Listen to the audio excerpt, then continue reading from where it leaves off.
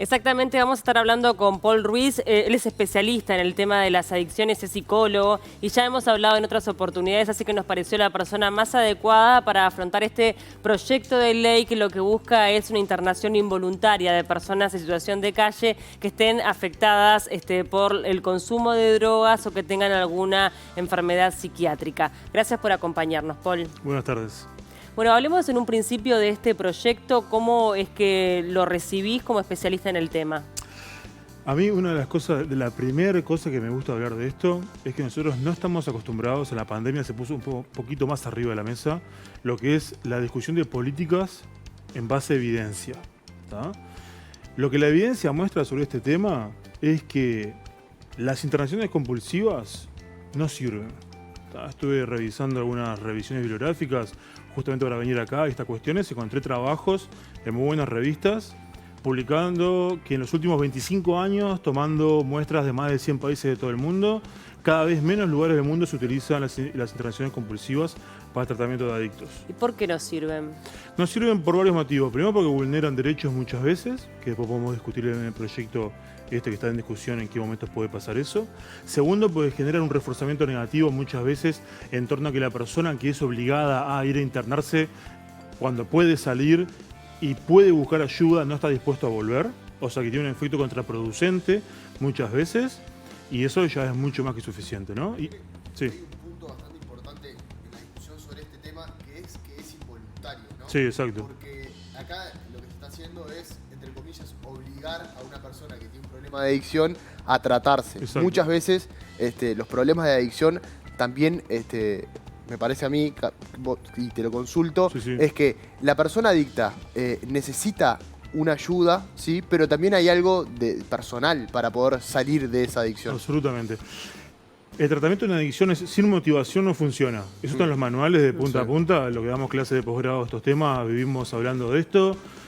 No funciona. Entonces, esto de agarrar a una persona y llevar a los prepos a un lugar no tiene ningún tipo de efecto. Técnicamente está recontra demostrado que no sirve. ¿Cuál es para mí el problema acá? Que se van a gastar recursos que se podrían utilizar en otra cosa. Por ejemplo, en dispositivos ambulatorios. Eso sería muchísimo más productivo, destinar la plata de que destinarla a generar centros donde vos puedas llevar gente a la fuerza.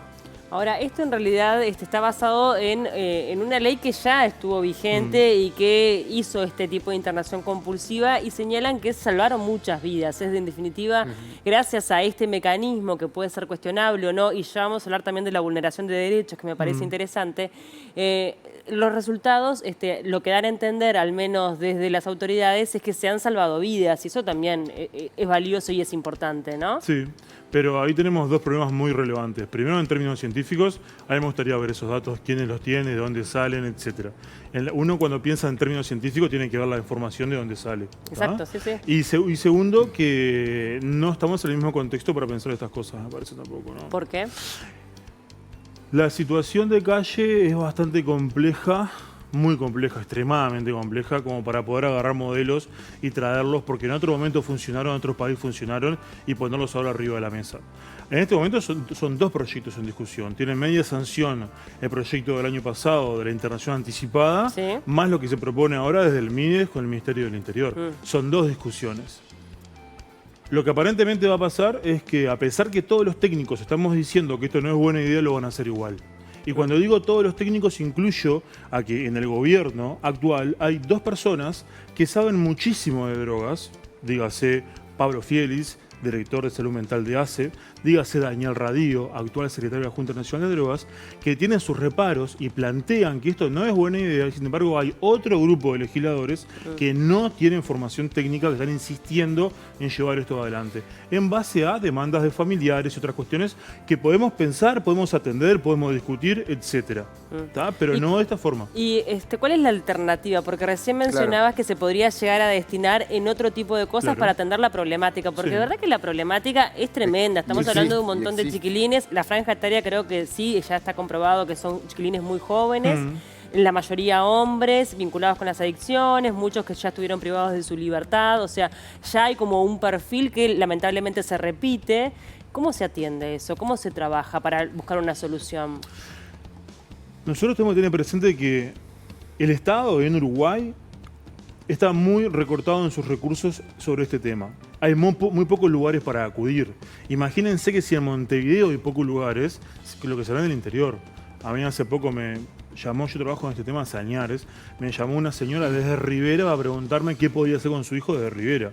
Imagínense nosotros acá, con los pocos recursos que tenemos, qué es lo que puede hacer una persona en un lugar mucho más alejado. Esos recursos tienen que estar en los dispositivos ambulatorios. Ayer Daniel Radio decía algo que era muy interesante y concuerdo absolutamente. Hay que trabajar en el consumidor.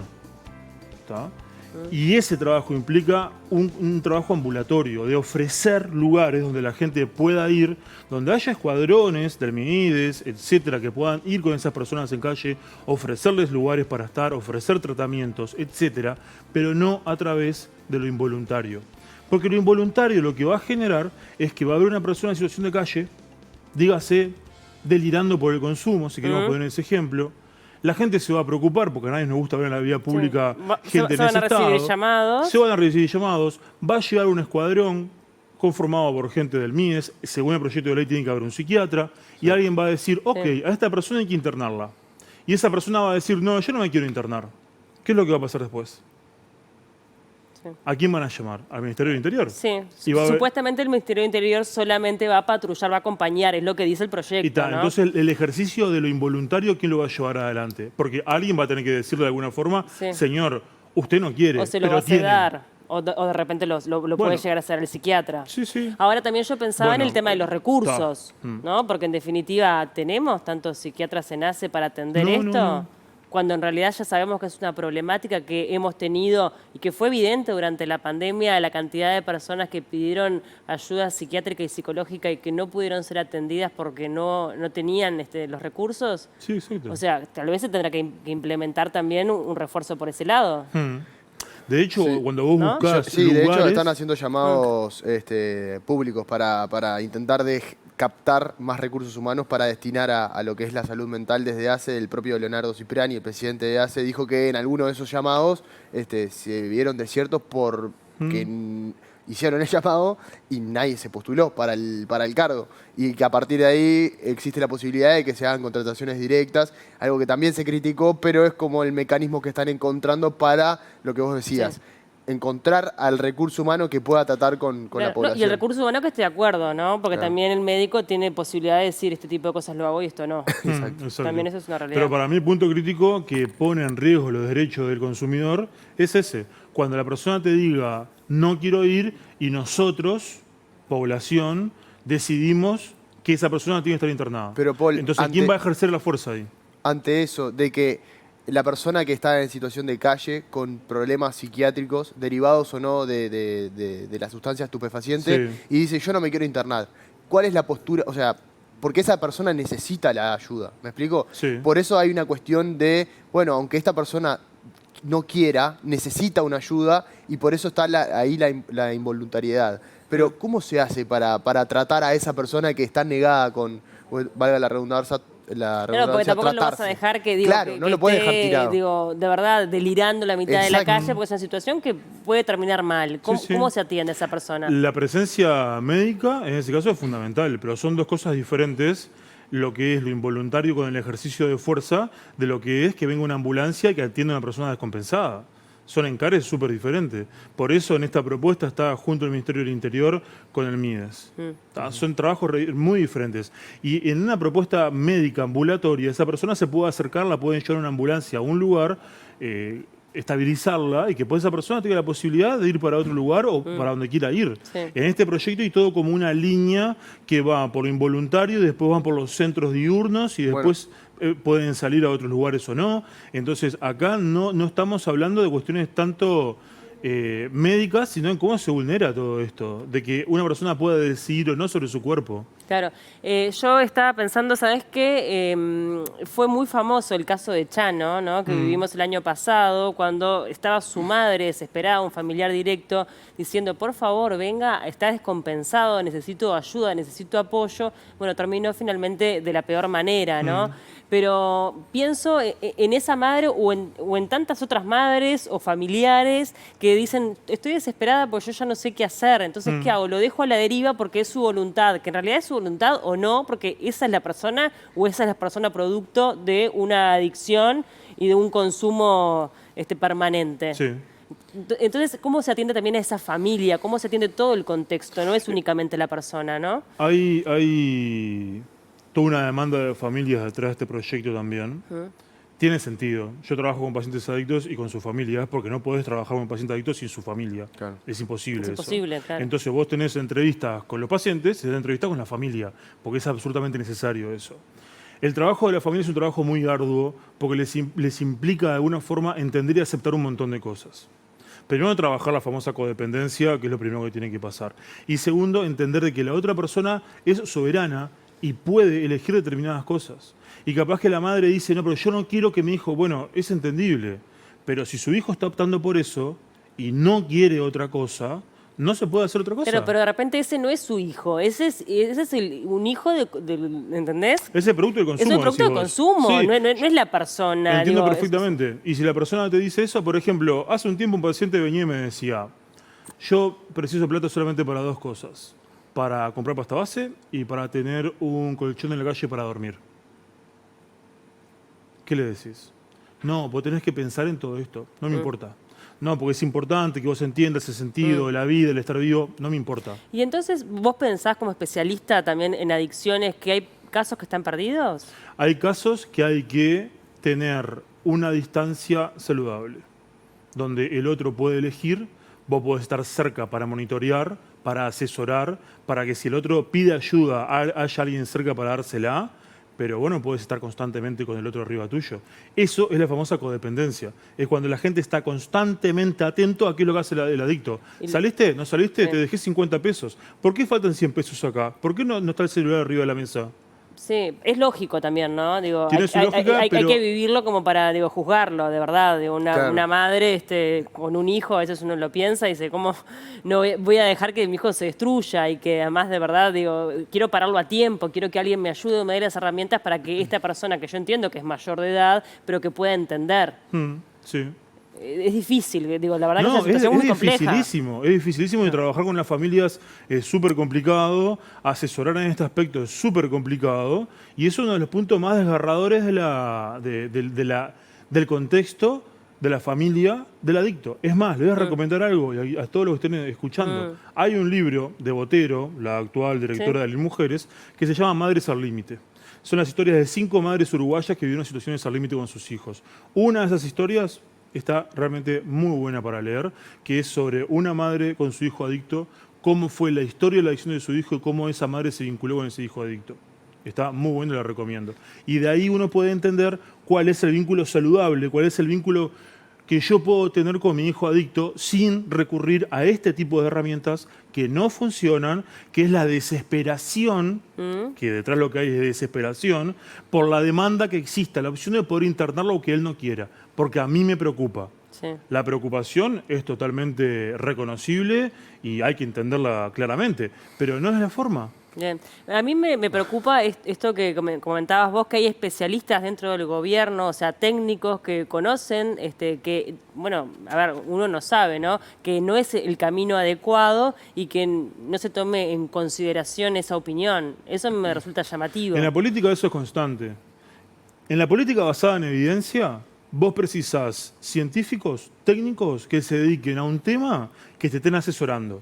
El GACH fue el ejemplo de la pandemia. Debería haber un GACH asociado a la Junta Nacional de Drogas y a la Comisión de Drogas del Parlamento.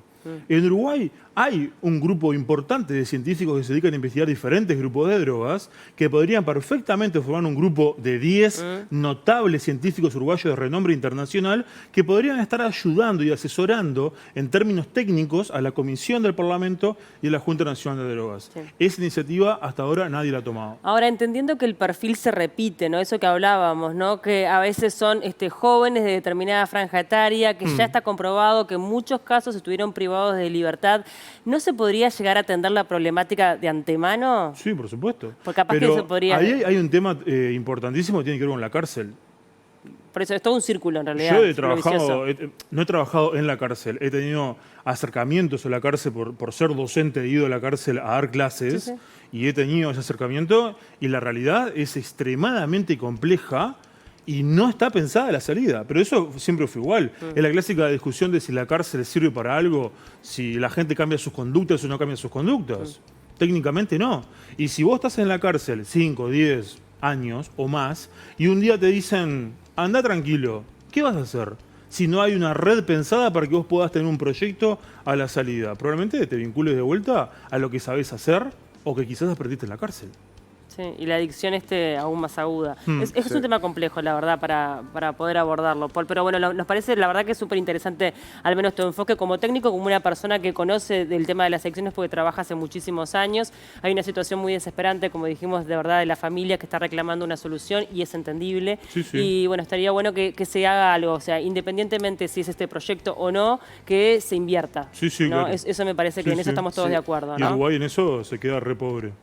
Hay algunas cuestiones que por lo menos surgen y te preguntás también, ¿realmente vas a dejar a una persona en situación de calle a nivel, ya sea para una imagen política o para el propio país? ¿Vas a dejar a una persona que tenga problemas psiquiátricos de consumo en la vía pública? ¿Qué pasa con el resto de las personas que, por ejemplo, uno está trabajando y como no consigue... Por ejemplo, vamos al ejemplo que nombraste, la plata para la pasta base o para el colchón y termina cometiendo una rapiña a una señora que no tenía absolutamente nada que ver. Entonces hay derechos ahí que se están chocando. También está atada a Por esto, eso ¿no? surge la discusión también de hacer cuestiones que sean involuntarias, porque muchas veces, o sea, por el respeto a que esa persona tenga sus derechos, termina vulnerando los derechos de otra persona, quizás hasta pueda terminar en un homicidio, porque una cosa lleva a la otra y puede terminar en eso. Entonces también es difícil ese tema de, bueno, él no quiere respetar internarse y lo dejamos en la calle. Sí, exacto. Por eso hay una cuestión de derechos que están colisionando ahí, que también es difícil de decir, bueno, lo dejo ahí tirado y ya está. Sí, eso me parece. También hay que pensar cuál es la derivación, ¿no? Si la derivación del conflicto de derechos es que al adicto lo encierro contra su voluntad, creo que en términos sociales habla muy mal de nosotros, inclusive. Claro. Sí.